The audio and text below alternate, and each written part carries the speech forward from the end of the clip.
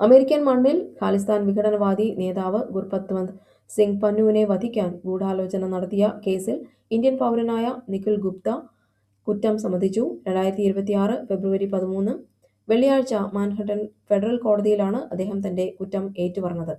കൊലപാതകത്തിനായുള്ള വാടകയ്ക്കെടുക്കൽ, അതിനായുള്ള ഗൂഢാലോചന, കള്ളപ്പണം വെളുപ്പിക്കൽ എന്നീ 3 കുറ്റങ്ങളാണ് അദ്ദേഹം സമ്മതിച്ചത്.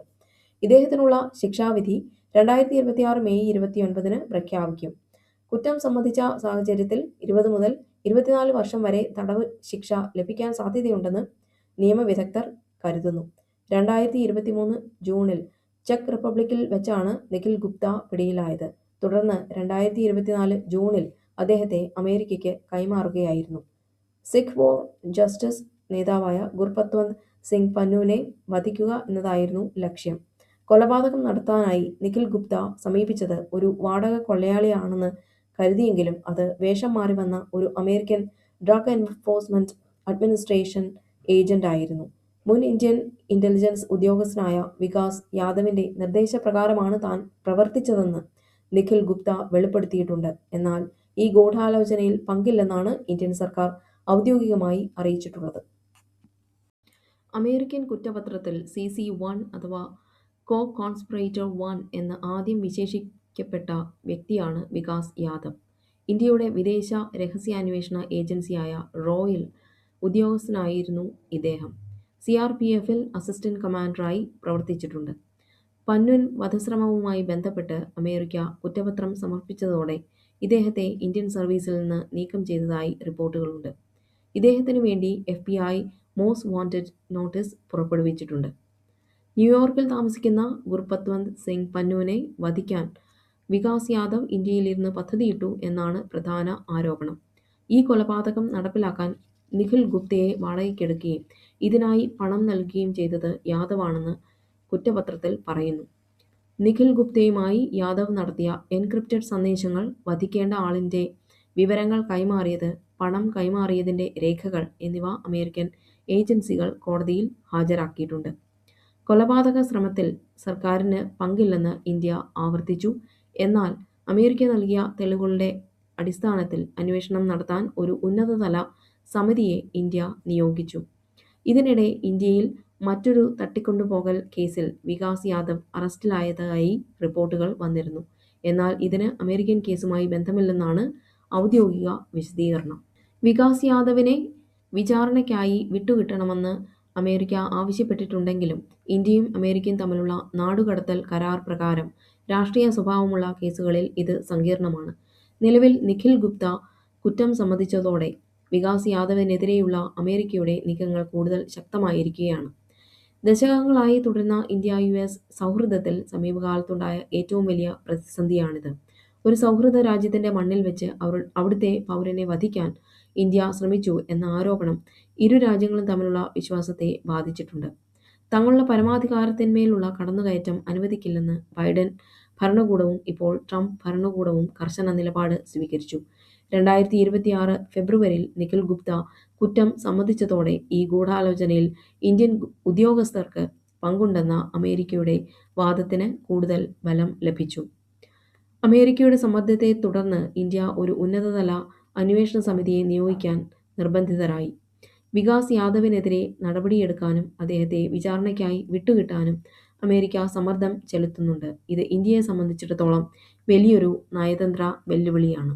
ഈ കേസ് കാനഡയുമായുള്ള ഇന്ത്യയുടെ ബന്ധത്തെയും വഷളാക്കി. ഹർദീപ് സിംഗ് നിജാറിന്റെ കൊലപാതകത്തിൽ ഇന്ത്യക്ക് പങ്കുണ്ടെന്ന കനേഡിയൻ പ്രധാനമന്ത്രി ജസ്റ്റിൻ ട്രൂഡോയുടെ ആരോപണങ്ങൾക്ക് അമേരിക്ക നൽകുന്ന പിന്തുണ ഇന്ത്യയെ അന്താരാഷ്ട്ര തലത്തിൽ പ്രതിരോധത്തിലാക്കിയിട്ടുണ്ട്. ചുരുക്കത്തിൽ ഭീകരവാദ വിരുദ്ധ പോരാട്ടവും നയതന്ത്ര മര്യാദകളും തമ്മിലുള്ള ഒരു വടംവലിയാണ് ഇപ്പോൾ ഇന്ത്യക്കും അമേരിക്കയ്ക്കും ഇടയിൽ നടക്കുന്നത്. പന്നുൻ വധശ്രമ കേസിൽ അമേരിക്കൻ ഏജൻസികളായ FBI, DEA എന്നിവർ കണ്ടെത്തിയ പ്രധാന തെളിവുകൾ താഴെ പറയുന്നവയാണ്. എൻക്രിപ്റ്റഡ് സന്ദേശങ്ങൾ. വികാസ് യാദവും നിഖിൽ ഗുപ്തയും തമ്മിൽ നടത്തിയ വാട്സാപ്പ് സിഗ്നൽ സന്ദേശങ്ങൾ അമേരിക്കൻ ഏജൻസികൾ ശേഖരിച്ചിട്ടുണ്ട്.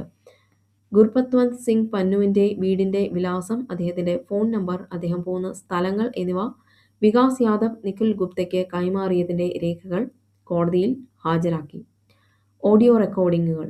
പന്നൂനെ എത്രയും വേഗം വധിക്കണമെന്ന് നിർദ്ദേശിക്കുന്ന ഓഡിയോ സന്ദേശങ്ങളും ഇതിൽ ഉൾപ്പെടുന്നു. പണം കൈമാറിയതിന്റെ വീഡിയോ.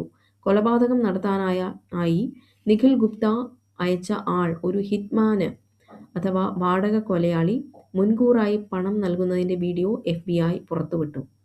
2023 ജൂൺ 9 ന്യൂയോർക്കിലെ ഒരു കാറിനുള്ളിൽ വെച്ച് $15,000 അഥവാ 12.5 ലക്ഷം രൂപ കൈമാറുന്നതാണ് വീഡിയോയിലുള്ളത്.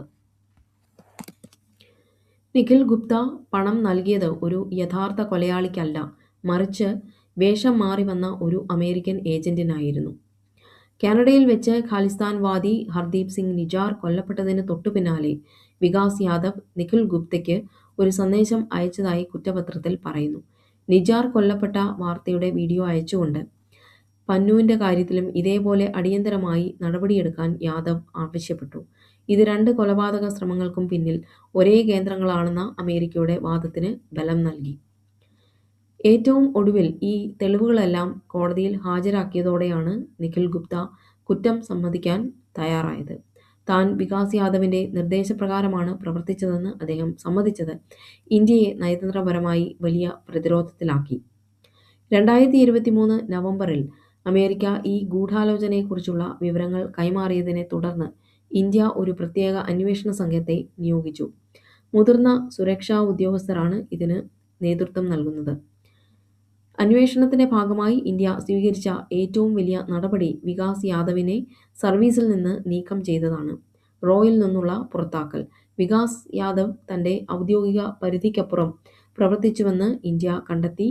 ഇതേ തുടർന്ന് അദ്ദേഹത്തെ മാതൃസംഘടനയായ CRPFലേക്ക് തിരികെ അയക്കുകയും പിന്നീട് അവിടെ നിന്ന് പിരിച്ചുവിടുകയും ചെയ്തു.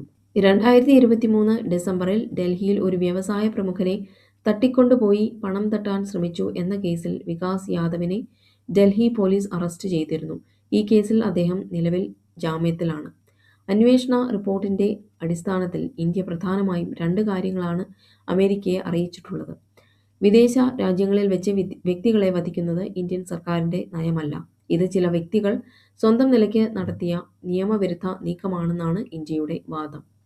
ഇത്തരം കാര്യങ്ങൾ നടക്കുന്നത് തടയാൻ തങ്ങളുടെ സുരക്ഷാ ഏജൻസികളിൽ ആവശ്യമായ മാറ്റങ്ങൾ വരുത്തുമെന്ന് ഇന്ത്യ ഉറപ്പു നൽകി. 2024 ഒക്ടോബറിൽ ഇന്ത്യൻ അന്വേഷണ സംഘം വാഷിംഗ്ടൺ സന്ദർശിച്ച് FBI, CII ഉദ്യോഗസ്ഥരുമായി ചർച്ചകൾ നടത്തിയിരുന്നു. നിഖിൽ ഗുപ്ത കുറ്റം സമ്മതിച്ചതോടെ അമേരിക്കയിൽ നിന്നുള്ള സമ്മർദ്ദം വർദ്ധിച്ചിരിക്കുകയാണ്. വികാസ് യാദവിനെ വിചാരണയ്ക്കായി വിട്ടുകിട്ടണമെന്ന അമേരിക്കയുടെ ആവശ്യം ഇന്ത്യ എങ്ങനെ കൈകാര്യം ചെയ്യും എന്നത് വരും ദിവസങ്ങളിൽ നിർണായകമാകും.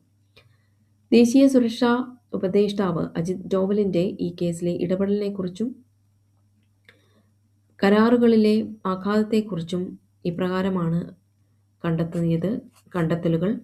പന്നൂൻ വധശ്രമ കേസ് ഉയർന്നു വന്നത് മുതൽ അമേരിക്കൻ ഉദ്യോഗസ്ഥരുമായി നേരിട്ട് ചർച്ചകൾ നടത്തുന്നത് അജിത് ഡോവലാണ്. അമേരിക്കൻ ദേശീയ സുരക്ഷാ ഉപദേഷ്ടാവ് ജേക്ക് സള്ളിവനുമായി ഡോവൽ നിരവധി തവണ കൂടിക്കാഴ്ചകൾ നടത്തി. ഈ ഗൂഢാലോചനയിൽ ഇന്ത്യൻ സർക്കാരിന് പങ്കില്ലെന്നും ഇത് ചില ഉദ്യോഗസ്ഥരുടെ വീഴ്ചയാണെന്നും അദ്ദേഹം അമേരിക്കയെ ബോധ്യപ്പെടുത്താൻ ശ്രമിച്ചു. അമേരിക്കൻ തെളിവുകൾ പരിശോധിക്കാൻ ഇന്ത്യ ഉന്നതതല സമിതിയെ നിയോഗിച്ചത് ഡോവലിന്റെ മേൽനോട്ടത്തിലാണ്. വികാസ് യാദവിനെ സർവീസിൽ നിന്ന് മാറ്റിയതും ഇദ്ദേഹത്തിന്റെ നിർദ്ദേശപ്രകാരമാണെന്ന് കരുതപ്പെടുന്നു. കേസിലെ അന്വേഷണം മുറുകുന്നതിനിടയിൽ 2024 അമേരിക്കയിൽ നടക്കേണ്ടിയിരുന്ന ചില പ്രധാന സുരക്ഷാ ചർച്ചകളിൽ നിന്ന് ഡോവൽ വിട്ടുനിന്നത് വലിയ വാർത്തയായിരുന്നു.